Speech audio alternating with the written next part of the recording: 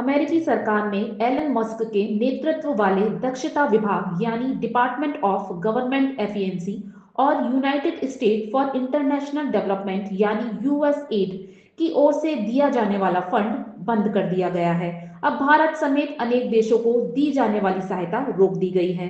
यह सहायता अमेरिका भारत को चुनाव मतदान प्रतिशत बढ़ाने के लिए देता था।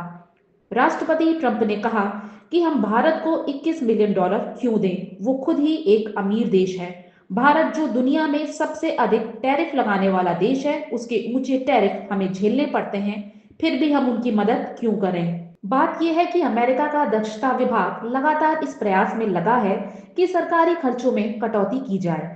पहले रेसिप्रोकल टैरिफ, अब यूएस एड की समाप्ति। लेकिन इसकी वजह से भारत में राजनीति गर्मा गई है। अब सवाल ये है कि अमेरिका ये धन किसे देता था। एलन मस्क के दक्षता विभाग के खुलासे से यह साफ है कि भारतीय चुनाव में अमेरिका अपने धन बल के द्वारा दखल देता था, लेकिन इतनी बड़ी रकम किसे दी जाती थी, यह अब भी रहस्य है।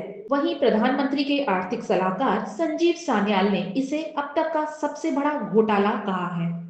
वहीं कांग्रेस पार्टी ने भी भारत की चुनावी प्रक्रिया में विदेशी हस्तक्षेप की निंदा की है। उन्होंने सरकार से यूएसएड के दावों की जांच करने और अगर कोई गलत काम हुआ है तो कार्रवाई करने का आग्रह किया है। यह मामला काफी गंभीर है और देश की राजनीति में विदेशी दखलंदाजी के सवाल खड़े करता है।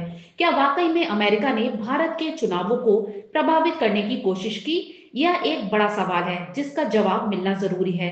सरकार को इस मामले में तुरंत कार्रवाई करनी चाहिए। देश की लोकतांत्रिक प्रक्रिया की रक्षा करना सरकार की जिम्मेदारी है। इस मामले में किसी भी तरह की ढिलाई बर्दाश्त नहीं की जा सकती।